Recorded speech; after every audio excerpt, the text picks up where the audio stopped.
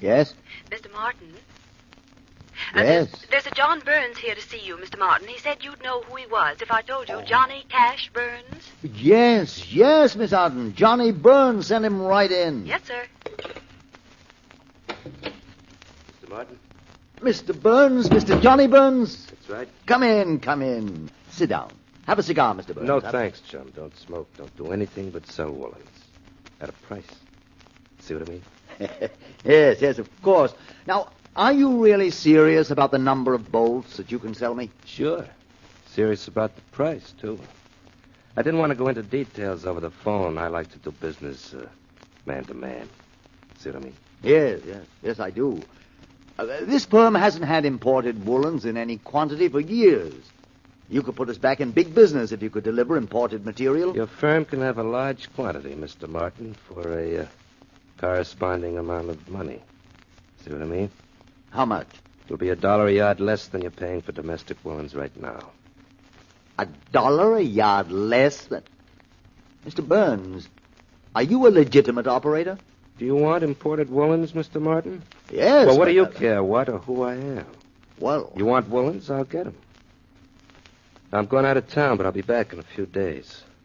And when I come back, you're back in business. See what I mean?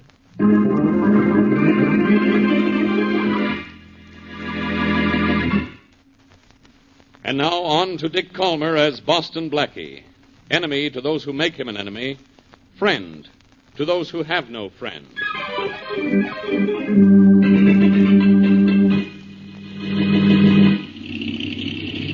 Well, Johnny, I got my helicopter loaded to the blades. Are you ready to take off? I will be in a minute, Sam. Want to make sure I got my copter loaded evenly. See what I mean? Hey, be sure you get home with those woolens, Johnny. It's my money that paid for all this, you know. It's my idea that put your money to use. And money without an idea isn't worth the room it takes up in a bank. I guess I'm loaded. Johnny. Yeah? You know, we should have chartered a regular plane and flown this stuff into the country. You crazy? The reason we're using copters is so we can drop down behind the woods on your farm and nobody will notice us.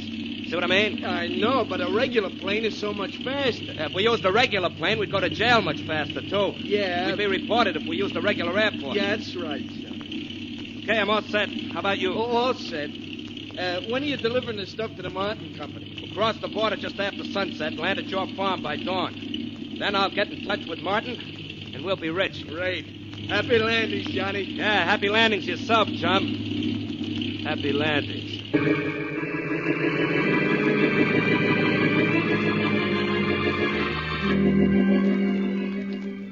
Are you sure you can't come to the party with me this evening, Blackie? I'm not going to like it without you. Oh, Mary, I'd love to, but I can't. The police department is raising funds for the Underprivileged Children's League, and I promised Faraday I'd help out. I know. So I'll just walk you there if you don't mind. Well, you're giving up the party for a good cause. I guess I shouldn't complain. I'll try to join you later if I can get away in time. Otherwise, I'll call for you when the party's over. Yeah. Whose party is this, anyhow? Johnny Burns. You know him, don't you? Johnny Burns? Mm-hmm. No, I don't think I do. Oh, you met him once or twice, I think. He's always, he always puts "see what I mean" at the end of his sentences. But he's really very nice. Don't you remember him? Oh, yes, of course. We met him at the Bradfords one night. I remember. Rather nice guy. Mm-hmm. He gives nice parties. Well, he lives in the neighborhood of nice parties, I'll say that. Which house is his? The third one down the street. Oh, you've been here before. Yes. He and his aunt gave a bridge party about a month ago. London Bridge? Oh, Blackie, your jokes are falling down. Ouch.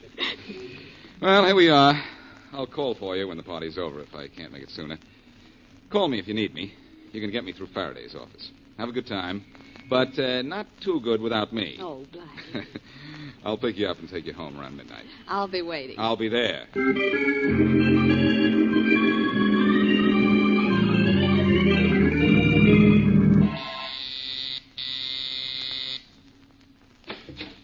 Hello, Sam. Johnny, what happened to you? You said you'd be here at 8:30 last night, and I hadn't been able to get in touch with you anyway. Well, what's a day between friends, chum, huh? It's 100 years if you're waiting for the kind of money I'm waiting for. Didn't hurt you, did it? It hurt me plenty.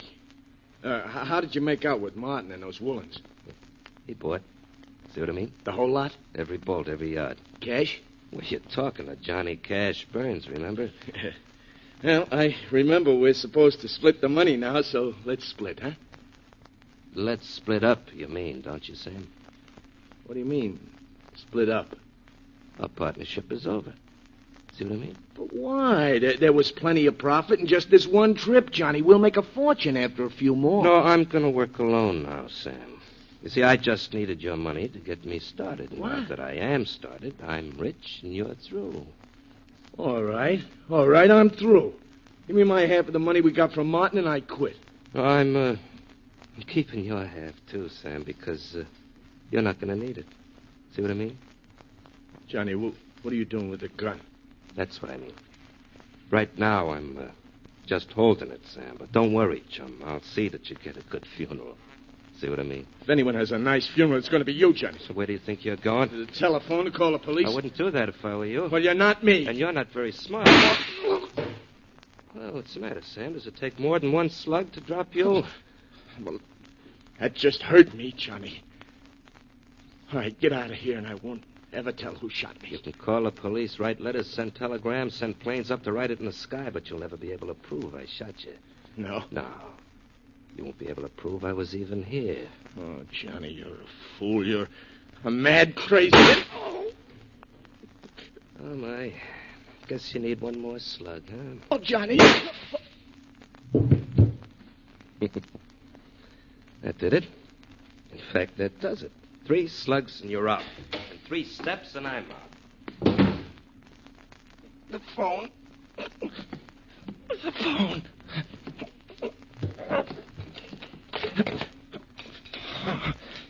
Yes, Mr. Blaine? Smith, get the police, quick. Well, what's the matter, Mr. Blaine? I've been shot. What? Johnny Burns just shot me. Get the police in a hurry. I'm dying.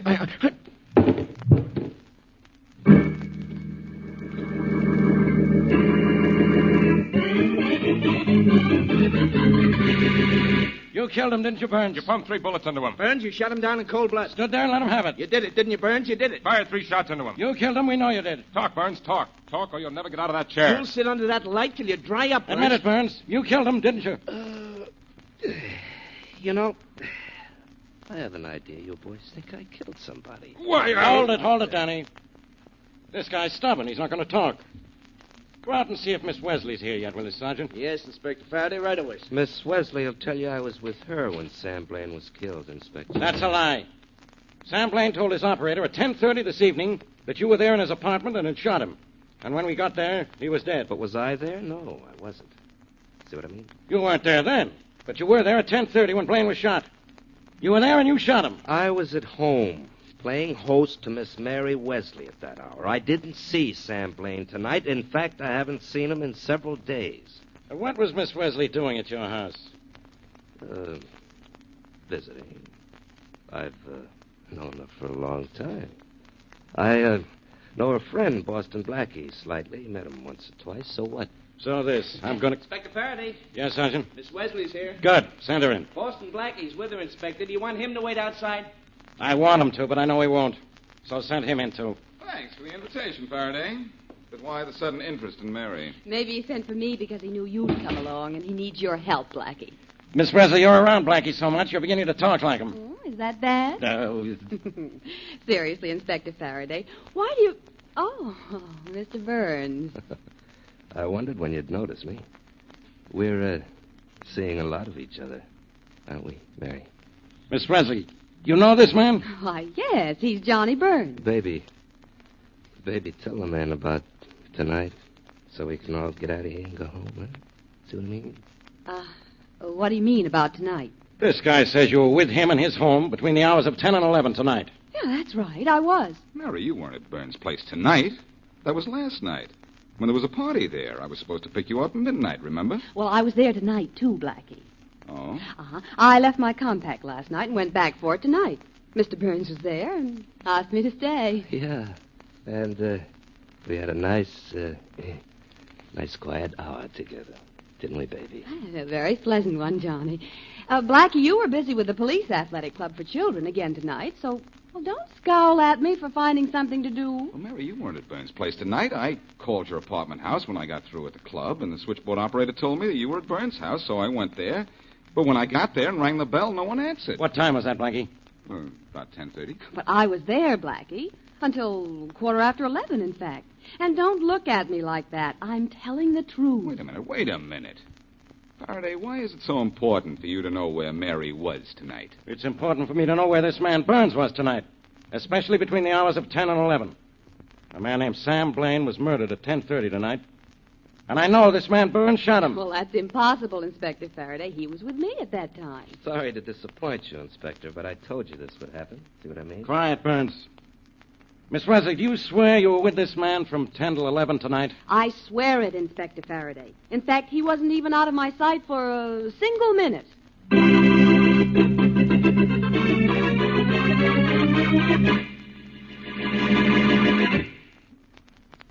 And now back to Boston Blackie.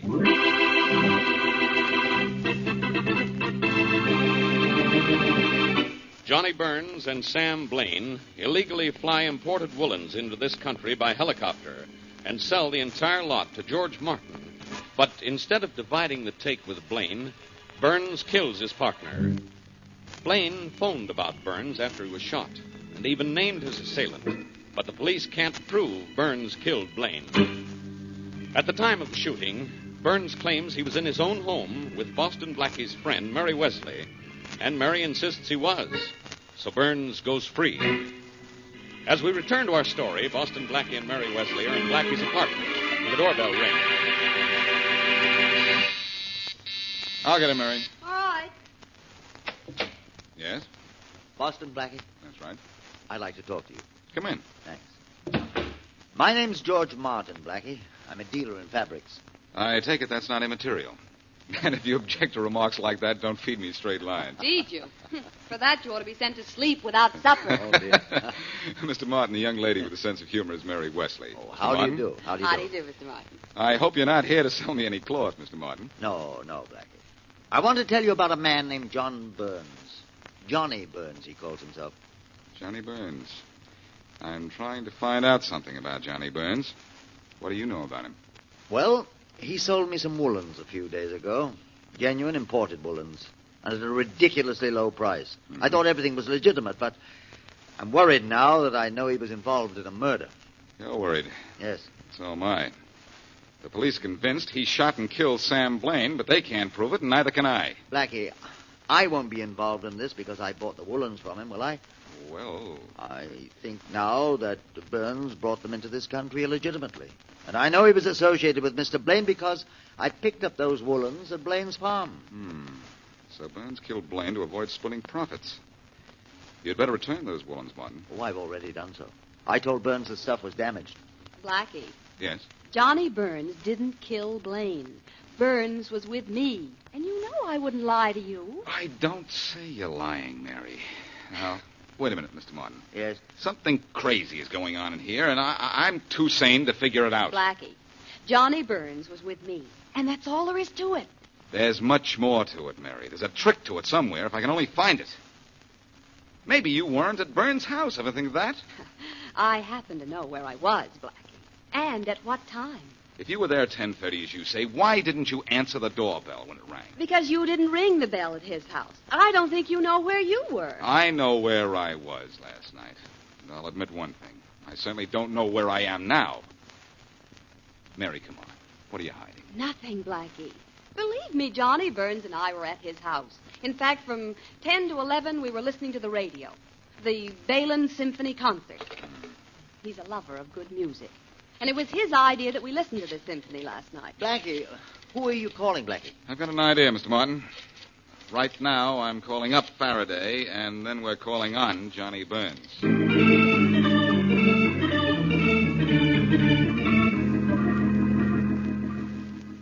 Faraday, this is just the way it was when I came here for Mary last night. I rang the bell, no answer. Well, let's not ring the doorbell anymore, Blackie. Let's use your peculiar genius with locks and just walk in, huh? Why, Faraday, what a terrible thing for you to suggest. Oh, Turn your back. I want my genius with locks to stay peculiar to me. all right.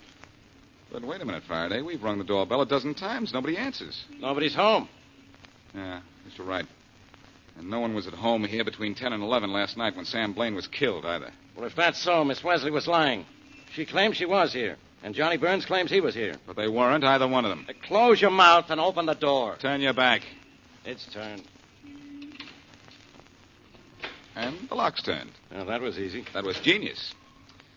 Well, let's go in. Go in and wait, you mean? According to you, there's nobody home. It can't be. Not anybody who can hear, anyhow. You mean hear bells, don't you? You know what I mean. There's no one in this house. Morning, gentlemen. Johnny Burns, good morning. So there was nobody at home, huh, Blackie? What's this about a bell? What bell are you talking about? Your doorbell, Burns. Oh, that. I forgot to tell you it doesn't work. Hasn't worked in a week. Yeah, that explains how Mary could have been here last night and not hear the bell, but that's all it explains. You want things explained, Blackie? Or so do I. I want an explanation for you busting in. Either that or you get out of here, both of you. I'm reading. See what I mean? I'm going to do a little reading myself before this day is over. Your confession. What are you going to use to get it? A rubber hose? I got nothing to confess. Oh, I see you're interested in books, Faraday. Would you like to borrow something from my library? Not if all your books are like these. Examining the subconscious. Who'd want to read a book like that? The inside of the mind. That sounds worse. Burns, where were you last night between 10 and 11? Listening to the radio with your girlfriend. The symphony, chum. You should listen to it yourself sometime. Music is good for the soul. As a matter of fact, I did hear the symphony last night on my car radio when I was driving back from the police athletic club. Symphony music and a library full of screwy books about the mind. What are you, Burns? One of those intellectuals? It's possible, Faraday. He's outsmarted us so far. Annoying, isn't it, Blackie? Annoying to feel so sure of something and know that you'll never be able to prove it. You know, there's something about you that makes me want to clip you, Burns. Maybe because I'm not excited. Well, maybe you this are. will get you excited. One Well, day. Blackie, don't smack him. Let No. go of me, Faraday. I want to plant one of this No, guy. Blackie, not now. Maybe you better take your tough friend out of here, Faraday, before I have him arrested for annoying me. No. Okay, Faraday. I'm clipping. Let me go. All right, but behave yourself. Behave yourself, Sonny, and find your way out of here fast. See what I mean? I'll leave, Burns. But let me tell you something. I know a lot more about you than you think. George Martin came to see me about some imported woolens he bought from you.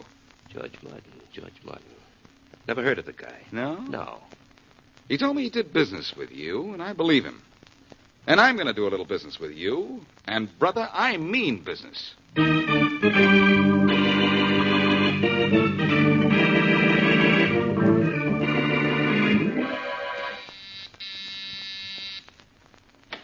Hello, Mary. Oh, Blackie, come on in. Well, is everything over but the shouting, or do we still have to whisper? Yes. I don't have to now. Here's the evening paper. The girl at the desk downstairs said you hadn't picked yours up yet. Oh, thanks. Oh, gosh, this is awful. What is? Well, didn't you read the headline? 100 people were killed in a chemical plant explosion last night. That's not news. I heard it on the radio last night, and so did you. I listened to the symphony with Johnny Burns last night. Remember? Well, I was listening to the symphony, too, at the same time you were. And they broke in with a news flash about the explosion. Don't you remember? I remember the symphony concert, and it wasn't broken into by anything. Wait a minute. Wait a minute. Hmm? Now I know what happened. While you were at Burns' house, he left for half an hour or maybe more. But, Blackie, that's impossible. I know. But I also know it was done and how it was done.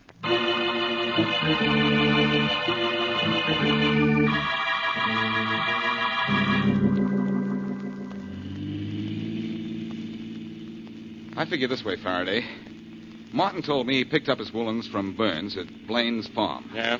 Burns wasn't at his house. Maybe he's out here at the farm. Well, here's the farm. What goes on now? Look, Faraday. There goes Burns now, running out toward the barn. What for? Is he in a hurry to milk the cows? The barn door's open, Faraday. Ever see a cow with wings? Hey, that's an airplane. That's a helicopter, and I'll bet it's loaded with woolens. That's why Burns is scramming. Hey, Burns, where do you think you're going? Don't run him down, Blackie. Run him down. I'll knock him down. Burns, you're not going anywhere. No, that's what you think. Oh, Yeah, come here. Oh. Get up, Burns. Come on, get up. You're not hurt. Good going, Blackie. I see this plane is loaded with woolens. The smuggled woolens you told me about. No wonder Burns tried to scram, huh? Were you going somewhere with those woolens, Burns? I was. Well, you're going somewhere else now, Burns. Because I know why Mary could honestly believe she was with you while she was really at Blaine's apartment while you were there murdering him. Are you really as clever as I think? No, but I don't have to be. You see, you aren't as clever as you think either.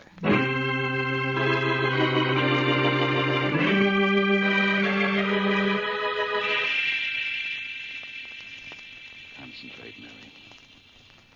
Concentrate. How can she concentrate, Blackie? She's almost asleep. Then she's all set for what I want to do. Listen to what I tell you now, Mary. How can she hear you? She's asleep. Is she? We'll see. Mary, you left your compact in Inspector Faraday's office. Blackie, what are you talking about? Her compact isn't Quiet, in my... Faraday. Mary, your compact is in Faraday's office. In exactly 1 hour, you will go down and get it. In exactly 1 hour, you will go to Inspector Faraday's office and get your compact. Now I've heard everything, Blackie. And Miss Wesley hasn't heard anything. I tell you, she's asleep. We're going down to your office now, Inspector. In exactly 1 hour, you're going to think you're dreaming.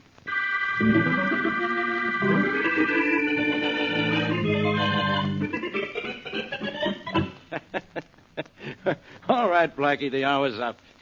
Where's Miss Wesley? Well, she'll be here any minute, Faraday, and when she comes, I'll show you just how Johnny Burns could be in two places at once. She's not going to show up at all. How could she? She was fast asleep when you told her to come down here for a compact. She didn't hear a word. Hello there. What were you saying, Faraday? Nothing now that she's here. Hi, Miss Wesley. Hi. Sorry to interrupt a conference, but I was under the impression I left my compact here. Anybody see it? Nobody's seen your compact, Mary, but Inspector Faraday has just seen something else. He's seen how I hypnotized you. You what? I hypnotized you in my apartment, Mary. Just as Johnny Burns did in his apartment the night of the party. Wait a minute. Miss Wesley wasn't hypnotized. She was asleep. Faraday, hypnosis is an acknowledged science, and it includes post-hypnotic suggestion. Whatever that is. Well, listen, I'll try to explain it to you. After Burns hypnotized you the night of the party, Mary, he gave you a post-hypnotic suggestion to return there the following night to look for your compact. The compact he then proceeded to take out of your bag. Well, I don't remember anything about being hypnotized by him, Blackie. Of course not. But listen, Mary. Your subconscious mind made you come back to Burns' house the following night, made you come back there and fall asleep when he snapped his fingers or his lighter or said some key word that he had planted while you were under hypnosis. On your second visit to his place, the night of the murder, he put you under. Now, during hypnosis, you're completely unconscious of time.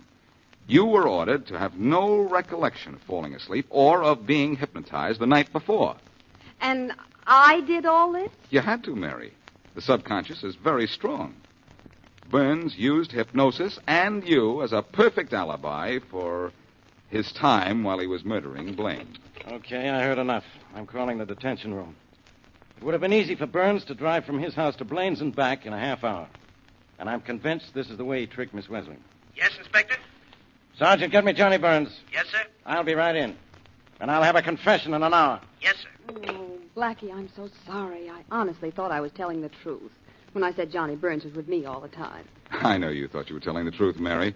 But let this be a lesson to you. Stay away from guys like Johnny Burns. Why? He seemed like such a nice man. Mary, if you were working for me, you know what I'd say about people like Johnny Burns? No, what? Play with Burns and you get fired.